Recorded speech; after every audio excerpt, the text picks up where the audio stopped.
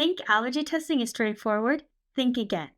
Buckle up for today's episode where we dive into the nuances of food allergy testing. Discover why your reaction history is key to diagnosis, why tests aren't always black and white, and why allergists are basically detectives in white coats. This podcast is made in partnership with the Allergy and Asthma Network, and we want to thank Genentech for sponsoring today's episode. You're listening to The Itch, a podcast exploring all things allergy, asthma, and immunology. Today, we have a very special guest, Dr. Dave Stukus. A lot of people in the food allergy community are already very familiar with Dr. Stukus, and we're excited to talk to him about a very important topic, testing for food allergies. And before we get started, Dave, can you just introduce yourself for those people that might not know who you are? Yeah, well, thank you both for inviting me to your amazing podcast. It's a pleasure to be here. I am a professor of pediatrics at Nationwide Children's Hospital and the Ohio State University College of Medicine in Columbus, Ohio. I run our food allergy center, which we opened 4 years ago, and I love that. And that's all I do. My whole clinical and research focus has been on food allergy for the last 4 to 5 years. So it's fun to see such dramatic changes in that space, which we're going to talk about. And today's topic is extremely important because this still causes so much confusion, even with our colleagues, and especially with families and parents out there. So it's great to be here. I look forward to our conversation. Great. So I think first to get started, why is the history of reaction so important? I always want to start with that so that patients really have a basis for why we're asking them so many questions. Yeah, so as allergists, as our job, we play detective, and allergies, it's kind of easy. Like, you have to come to us with the story. And when you have an allergy, that means your immune system forms a response to something, whether it's a food or cat dander or something like that. And it's pretty simple. It's, if I'm allergic, every time I'm exposed, I should have symptoms. If I'm not allergic, then I shouldn't have symptoms when I'm exposed. Or if I have symptoms when I'm not exposed, then there must be some other cause. So we need to have that history of what happens when you or your child eats the food, because that's how we diagnose food allergy. And you should come in and you should say, hey, Dave, every time I eat this, within minutes, I have these symptoms. It happens regardless of what form I eat and so on and so forth. So the history is the absolute most important part of everything that we do. And it starts with that in our evaluation. And when you get that history that supports a diagnosis of food allergy, then how do we take that diagnosis and then determine which foods we actually want to test for? Yeah, this is where we have the art of medicine. So if we take a pure evidence-based standpoint, we should really only be testing for foods that have suspected to cause a reaction, or if you've eaten a meal or you've had several ingredients, we're not quite sure what it is. So if you come in and you have a story of within minutes or rarely longer than 2 or 3 hours after eating a specific food, you or your child have any combination of big red itchy hives, swelling, vomiting, anaphylaxis, then we take the history and we try to determine the likelihood of what you ate causing those symptoms.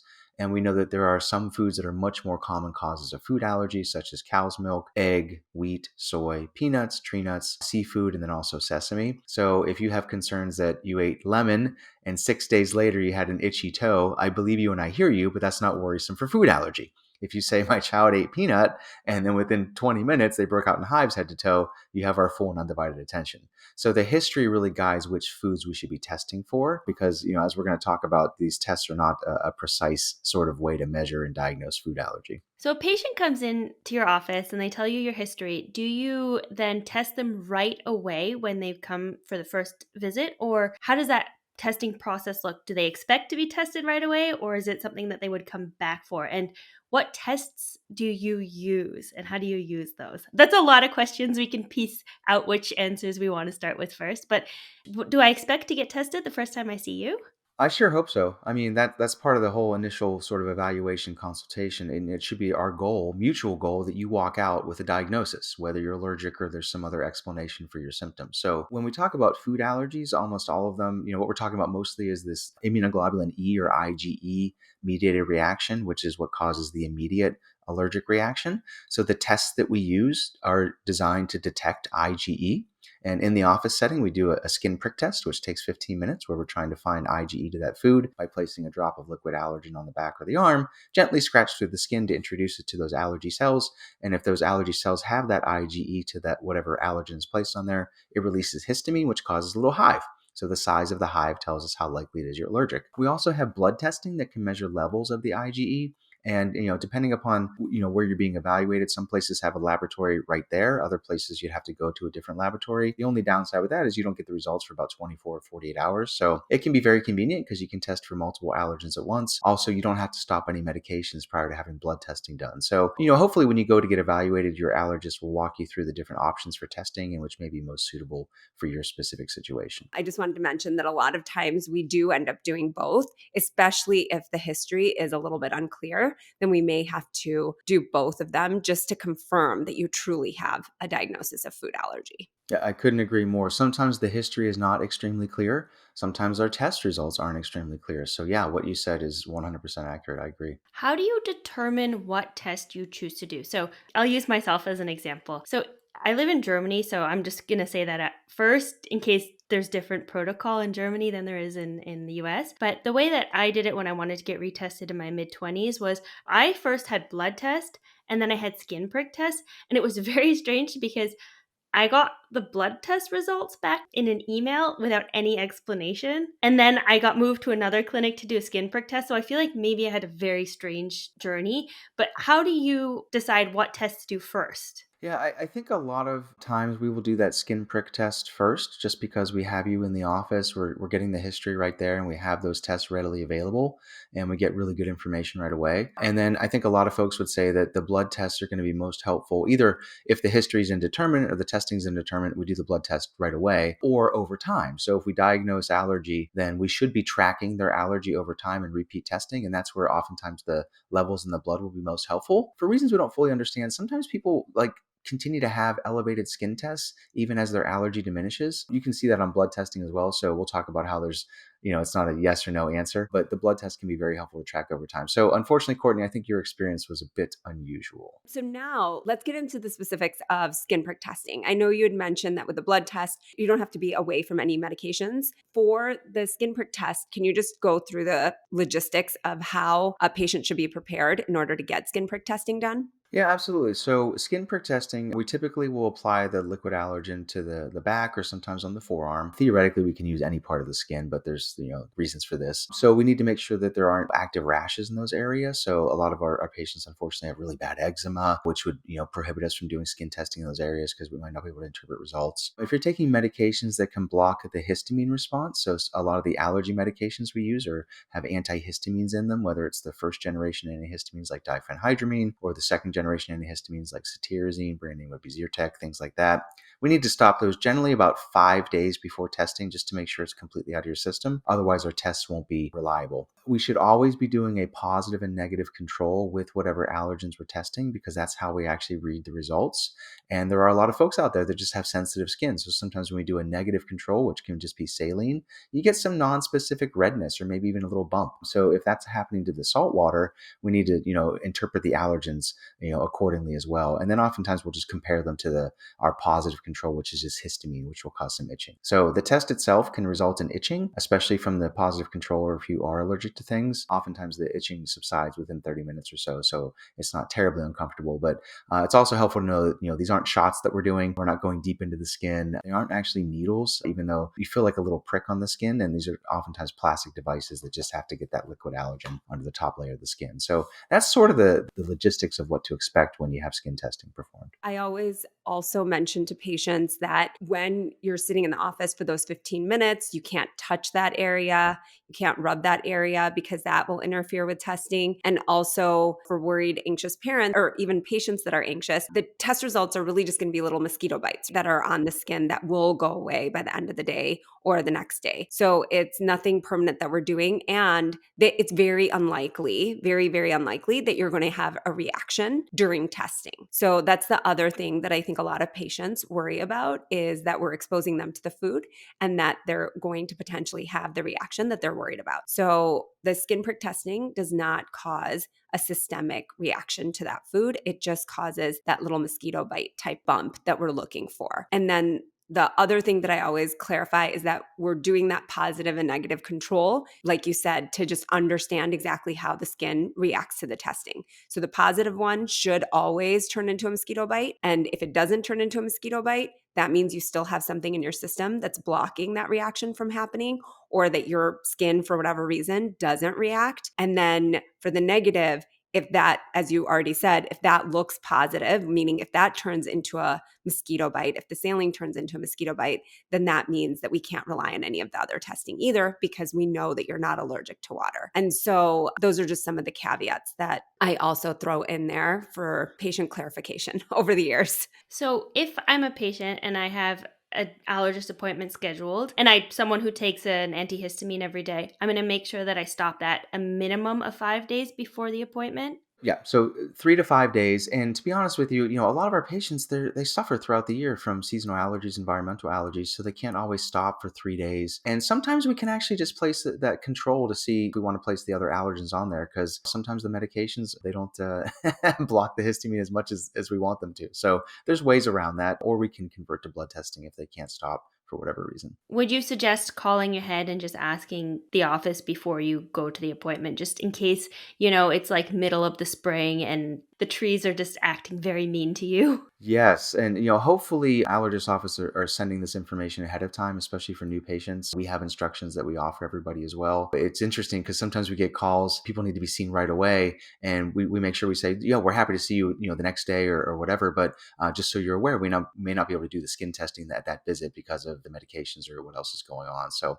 yeah, hopefully that communication is taking place from the office side of things, but definitely call if you have any questions. Okay, so now we've kind of discussed the skin prick test and now going into the blood test. So you mentioned something that some patients may not be able to come off of their antihistamine, and that's one really good reason that we might turn to the serum IgE or the blood test for the food allergens as a first look at what's going on, is if the patient really can't come off of those medications and we want to see what's going on. So can you tell us a little bit about what the IgE blood test means? Yeah, so on the skin test, we're looking to see if the person has IgE specifically attached to those allergy cells and if it opens up and releases histamine.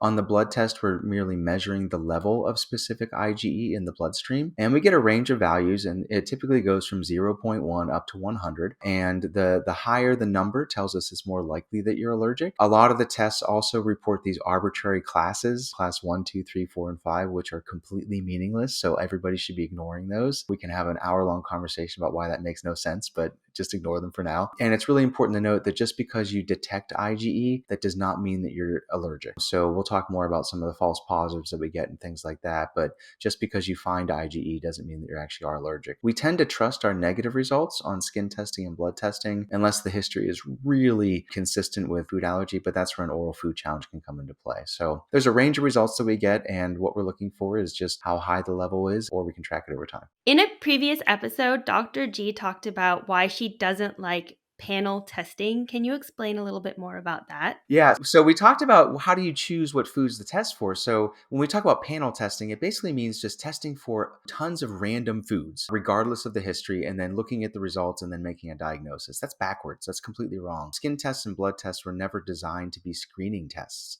That's not how these tests should be used, because we do get a lot of false positives. So when we talk about panel testing, it basically means including a bunch of arbitrary foods, including foods you're eating without any issues, and testing for them, which really is very, very poor for many reasons. So it shouldn't be done. After hearing that, I think that's what happened to me when I started my allergy testing journey in Germany, because I got a blood test and I got the results back and there was everything under the sun. I had values for tomato that were exactly the same as values for peanut, and I have had multiple anaphylactic reactions ending up in hospital visits to peanut, but I eat tomatoes like every single day. And I don't know if this is premature, but I would love to know about this whole controversy of patients interpreting their tests on their own.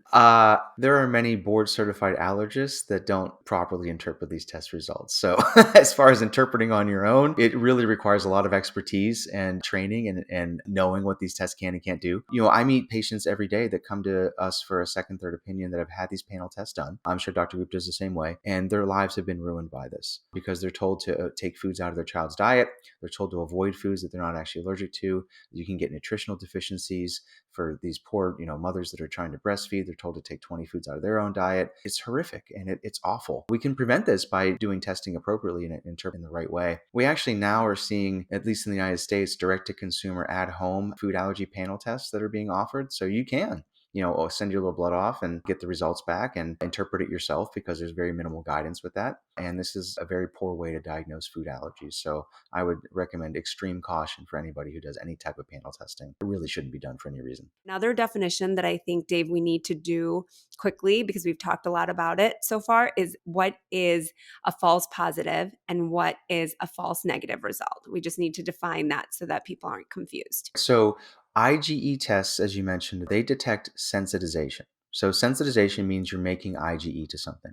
Whether you're allergic or not is what happens when you're actually exposed to that. So allergy is I have symptoms every time I eat this food, consistent with food allergy, and I have detectable IgE. About 40% of children have sensitization to common food allergens, but only 5 to 8% are actually allergic. So if we rely upon the tests alone, we're going to overdiagnose the vast majority of people with having an allergy that they don't actually have. So a true positive would be, I have a story consistent with food allergy and I have an elevated test result. That positive result is a true positive because it diagnoses your allergy. A false positive is, I don't have a good history for food allergy, but I have an elevated test result.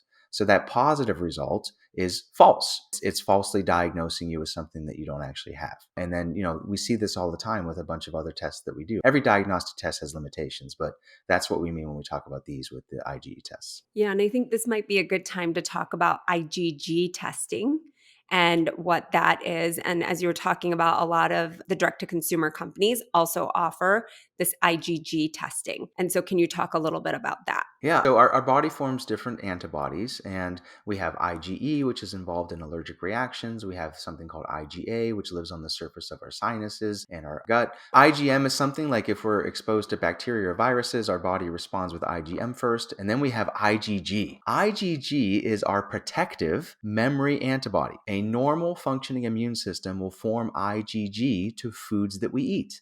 That is a marker of tolerance. So anything that you've been eating in your diet, if you look for IgG to that food, all you're going to find is basically a list of things that you've eaten probably in the last couple of years. Higher levels probably indicate foods that you're eating on a more regular basis. So all of these companies out there are sending out IgG tests for foods, saying that these tests diagnose things from food intolerances to sensitivities to who knows what, but they don't. All they do is they show you things that you've eaten in the past. So it is a very normal response to have IgG to foods. So there is absolutely zero clinical indication to ever order IgG tests for foods. If IgG test isn't telling you anything, then why do they even exist? Money? So this is marketing. When you've been in medicine or following this long enough, as we have, you see these fads. So over a decade ago, we saw the gluten-free industry grow to a multi-billion-dollar industry because they convinced everybody that gluten was the cause of all that ails humanity, whereas it really only needs to be avoided by like 1 to 2% of the population for health reasons. And this is just one of the latest fads. They're just taking advantage of people, unfortunately. And I think a lot of people have looked at IgG testing to see, are we missing something? Is something really going to be helpful to patients? Can we correlate the test results to anything that might help patients? There has been research done on that, and we haven't found anything. And so that's also something that I'd like to mention to patients. And then the other thing that I talk to patients about and try to talk them off the ledge of wanting to get tested for everything is just that you don't want to be allergic to anything. Ideally, you don't want to be allergic to any one food because that's going to cause you anxiety at every meal. So you're going to have to avoid something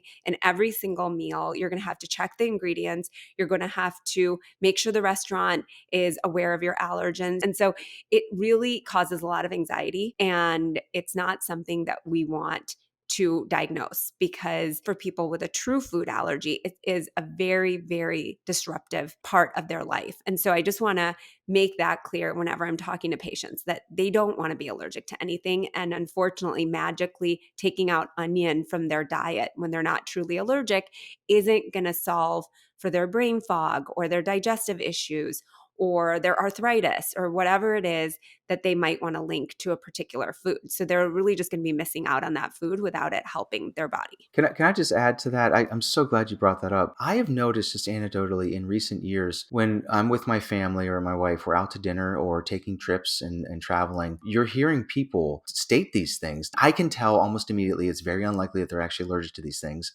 but they clearly had some tests that said they need to avoid mushrooms or whatever. And you can hear how hard it is for them to enjoy their meal. You can hear how hard it is for the staff to accommodate. You can see the frustration with family members. So I'm not belittling anybody that has true food allergies. We're here to help those folks or intolerances, but we are here to say, like, there are a lot of people out there that are avoiding foods unnecessarily because of these terrible tests that are being done.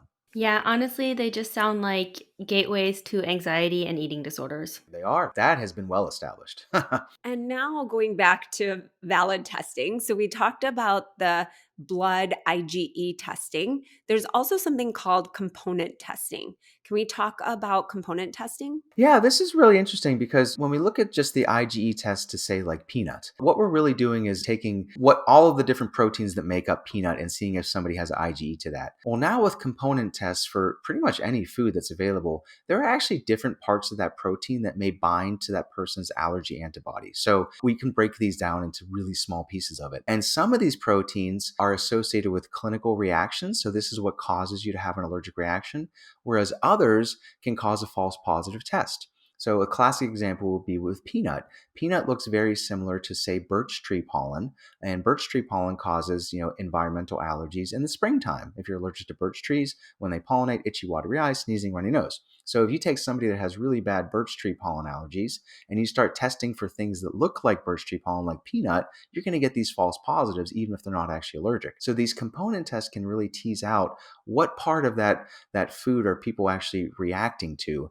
Is it the part that causes clinical reactions, or is it the part that causes false positive testing? But even these we have to be careful with because it's not like a yes or no answer. We still get a range of values. So just because you have detectable IgE to certain components, that doesn't definitively mean that you're allergic. It helps suggest you're allergic. And these also can't be used to predict severity of reaction. It only helps predict, are you actually allergic or not? And I'd mentioned using the blood test to figure out if we can do something like a baked egg or a baked milk challenge. Can you talk about that with component testing and how the component testing helps us in that journey? Yeah, so actually, I took a deep dive on this for a review article I wrote recently. They may or may not be helpful. So they might. So they can help determine what part of the egg or milk that people are reacting to. Because with egg and milk, it's interesting.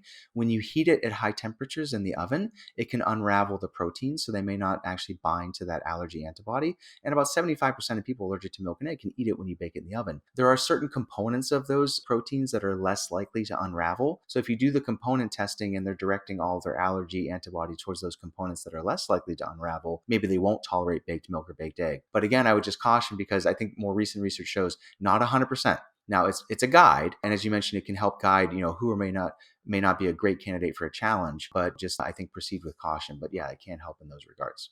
So we've talked about two different types of blood, right? We've talked about just the IgE blood test, which measure the levels of IgE, and then we've talked about the component test. And I know this because I've had it done. So I would like to explain it from my perspective and see if I understood what you told me and what my allergist told me. So we've got the two tests, and the component test is what I understand is that we talk about proteins all the time, and protein is the thing that we're allergic to. But in a peanut, there's more than one protein, and they've figured out that I'm not sure how many, but some of those proteins can lead to a severe reaction and some of them might not lead to a severe reaction, if I understand that correctly. So what component testing does is it actually tests to see which proteins you're reacting to. And then I know in my personal journey, when we did component testing, they were like, oh, she's not reacting to this one. So actually, let's move to the next stage. And I did an oral challenge. So that's how they use component testing in my life. But I just want to make sure that I'm understanding component testing correctly. Yes, and if you want to be as black and white as possible, if we're using the clinical history to guide our testing in the first place, component testing kind of has a limited role for most foods. Because if you already had a reaction, it really doesn't matter what the component tests tell us. Now, the component test can be useful to help clarify somebody who's had panel testing done, and if we're trying to figure out false positives, but if we can avoid that in the first place, then we can save ourselves a lot of hassle here. So it does have a bit of a limited role, but they are being used more and more. Some labs are actually reflexively just ordering them, which I think we have to be cautious about. But it just goes back to what we talked about before. All these results have to be interpreted in the proper context and with the right expertise. So I have another question really quickly about the component testing or just testing in general. I was tested very, very young and my parents were told to just avoid all tree nuts. So I got skin prick tests when I was, I don't know, a baby or 2 or something. And then they were like, she can't eat any tree nuts. So there are a slew of tree nuts that I've never eaten ever because my parents were told not to feed them to me. And now I just like don't want to try them. And that's why I ended up going to the allergist, is I was like, maybe I can eat some of these. Let's see. So is component testing something you would use in a case like me where I've never eaten the allergen and I have had like anaphylactic reactions in the past, and so I'm afraid to try anything because I was told once upon a time that I couldn't eat it? Yeah, there's a bit to sort of dissect there, but things can change over time, especially when you have testing when you're younger. The immune system is very dynamic, so it's an important reason for anybody who's diagnosed at a young age to continue to follow over time, because things can resolve on their own for reasons we don't fully understand. But yeah, this is where component testing may help somebody in your situation really tease out what might be something they consider an oral food challenge for or continue to avoid. What about epitope mapping? So this is the next level. So right now it's really only available for peanuts. So what this does is it breaks it down into an even smaller scale to try to figure out what people are reacting to when they have peanut allergy. And what they did was they took this test and they compared it with research studies that were previously done on children who underwent food challenges. And they basically took their blood and they did these different tests and they correlated them with what was the outcome of the challenge. Specifically, how much did they need to eat before they had symptoms and how severe their symptoms were. So sort of retrofitting what the current tests show. Now you can take somebody's new blood, a new patient, and do the epitope mapping. And then you can use these predictive capabilities to say, oh, based upon these results, you are likely going to react to a really small amount or a relatively larger amount. And here's what the type of symptoms that you're likely to have. Again, not 100% effective in regards to predicting these things, but it's sort of the next level. Still in the relatively early stages in regards to availability, insurance coverage. It can be somewhat costly depending upon where you live. And I'm not aware, and correct me if I'm wrong, Dr. Gupta, about it being applied to other foods at this point, but it's a cool new way to look at this. Yeah, I actually personally had an experience with epitope mapping test because I worked with Dr. Sampson, and the team that he was working with my company that I had started cleared because they wanted to make it available to more patients. And because not every allergist really had heard of it or was familiar with it, it was a way for patients to get access to the testing through the direct to consumer avenue. So it was a paid test and it was very expensive. So unfortunately, that was something that I didn't like, where it was a test for the elite, to say the least. And so, but people were able to access the test and we were able to provide it for free for some patients too. But regardless, it was something that I got some experience with because I was the allergist on the other side interpreting and giving those test results through the platform that we were working with Dr. Sampson's guidance. So he was the one that taught me about it and that kind of helped me understand what all of this meant. But you're right. Right now, they're only doing it for peanut. And I think that they are doing research in egg and milk, but that's way down the line. And I think that it's really trying to figure out who the test is right for also. And in my opinion, it might have a role in figuring out if a patient is good for an oral challenge or some of these OIT protocols. And so there is a potential role because the more information you have, sometimes it is helpful or sometimes it's not helpful. So it's kind of figuring out what all of these tests can do and how they help move the needle in what we're going to do next for the patient. And as more and more treatments come out, then I think that the more information that we get, the more helpful it is to kind of risk stratify which patients would be good for one protocol versus the other. And so with the epitope mapping test, it was mostly the very, very high risk patients would be those patients that you would really want to consider for some sort of an OIT protocol, because they're the ones that probably clinically you already knew this, but it's just another level of letting you know that, yes, that's true, that they're the ones that could react to very, very trace amounts of the food. And so they need help increasing that threshold or increasing the amount that they're able to tolerate. What I understood is that we have these tests, right? We have IgE, component, and epitope mapping. With the component testing, you're looking at different parts of the protein, but that's not going to tell us how severe your reaction can be. What I'm understanding with this epitope mapping is that that is where it's going. The epitope mapping testing is going to tell you whether a very tiny amount or a little bit more of the amount of the allergen will really give you a severe reaction. Am I understanding that correctly? Yeah, this is a complicated sort of topic. And just very briefly, so it can give you a better sense of how much you need to eat to cause a reaction. We've learned a ton about what influences the severity of reaction. So there are so many factors. And if somebody is allergic to, let's say, a teaspoon of peanut butter, on one occasion they develop hives head to toe when they eat that. If they eat the same amount when they're sick with a cold or an infection, or while they're exercising, or with sleep deprivation, or while their asthma is not well controlled, their next reaction could be much more severe. So again, a different topic for a different time, but I think that that sort of speaks to why most of these tests really can't give us a good guide on severity of reaction, because there's so many different factors that can influence that in the real world. The objective is to figure out what is your threshold. And we talked about that in the last episode, which is just the amount that it could take for you to react. But again, as Dr. Stukus mentioned, that threshold can change.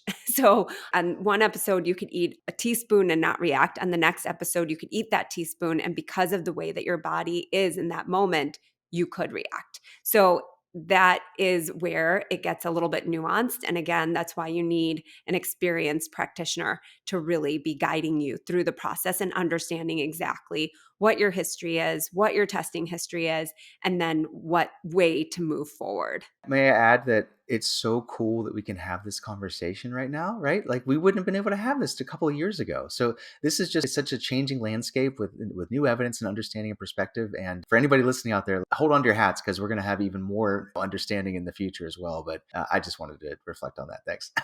No, but it's absolutely true. I mean, that's why our evergreen podcasts are never evergreen, especially in the food allergy land. There is no evergreen because we are constantly learning and evolving in our understanding of food allergy, the testing that we're using, whether it's helpful or not helpful, and could we be doing better in the interpretation of it, all of that. So, I mean, even your deep dive on component testing, I'm like, okay, I need to read that article because I want to know exactly what that deep dive showed you.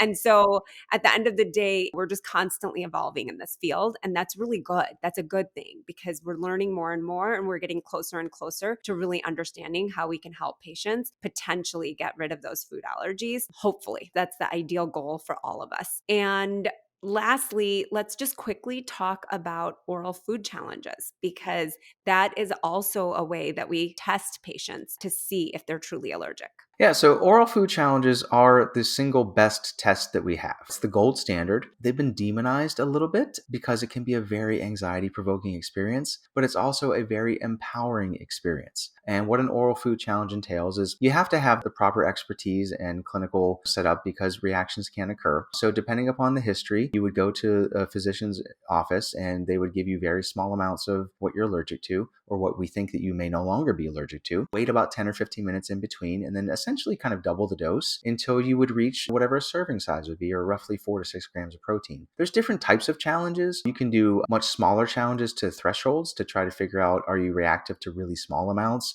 not going towards that goal of can I actually tolerate it? Or you can go for, am I actually allergic or not? You're monitored the whole time. You're typically going to be in the office for 3 to 4 hours. All the medications are readily available. If symptoms don't occur and it's determined that you can tolerate the food, welcome to your new identity. It's a game changer. It's the best part of our job. Taking an allergy off somebody's list and you can just eat that whenever you want. You see this all the time, right? They're just trying to grasp, what does this mean? Does this mean I can eat X, Y, and Z? Yes, enjoy it. This is great. You're no longer allergic. You weren't allergic in the first place. On the flip side, even if symptoms do occur, it's generally a very positive experience because there's a couple of things you learn. One, I am allergic and I know I need to avoid this now. Two, how much did I need to eat before I started not to feel well? And three, what were those symptoms that occurred? When medication is given, even epinephrine, when we have to give this in the office setting, it's an empowering thing because a lot of people are fearful of the needle. They're fearful of what this means to their body if they have to receive this medication. But what they see is it's usually not nearly as scary as they thought it was. And oh, by the way, it works really well at making people feel better when they have a reaction. So even when epinephrine is given, it's generally a positive experience because people say, now I know what it feels like to have a reaction. Now I know I'm allergic and now I'm not afraid to give the epinephrine if I need it again. So there's many, many reasons why food challenges can be extremely empowering. Unfortunately, they're not often offered at a lot of allergy offices just because if you're out in a community setting and you don't have an emergency room nearby and you're out there by yourself with limited staffing, maybe it's not the safest thing for that allergist to do. So there's a lot of reasons why they're not always offered, but that's the best part of my job. I can tell you that for sure. Yeah, and I think you make a really good point is, in my office, I do oral food challenges, but really just safe oral food challenges where the patient doesn't want to try it at home, even though I know that they're likely not allergic. And so I'm doing a quote unquote oral food challenge, but I'm basically just safely monitoring them eating. Or sometimes I will do the baked milk and baked egg, but you really do, as an office, have to be very set up in order to do those oral challenges. And that's something that I want patients to remember. But also, physicians should be offering another location. So if you don't personally do the oral food challenges in your office, if you don't feel comfortable, then you need to partner up with another allergist, another office that does feel comfortable. And I personally have that. I have an office where they do oral food challenges all the time. They're totally set up. And so if I think that this patient might benefit from that, then I refer them to that particular office to get that challenge done. And then can we just talk lastly about double blind challenges versus open challenges? Yeah, so defining this, open challenge is I know what you're eating, you know what you're eating, we're going to see what happens. Double blind is I don't know what you're eating because somebody else mixed it up for us. You don't know what you're getting. So it could be placebo, which is just a different thing that you're not allergic to. We know you're not allergic to, or it could be what you're actually allergic to. And then we're going to see what happens. For the most part, double blind food challenges, they're more labor intensive. Typically don't have to do them in the clinical setting. It's much more often used in the research setting. So we do these all the time in the clinical trials that we participate in. However, food allergies are really fascinating, and the impact they can have on your quality of life and frankly your really smart brain is fascinating. So a lot of people will have subjective symptoms which we're not really sure if you're actually allergic or not. So my mouth feels funny, my throat feels scratchy, I feel itchy, I feel, things like that. But we're not seeing hives, we're not seeing swelling, you're actually not having any objective symptoms.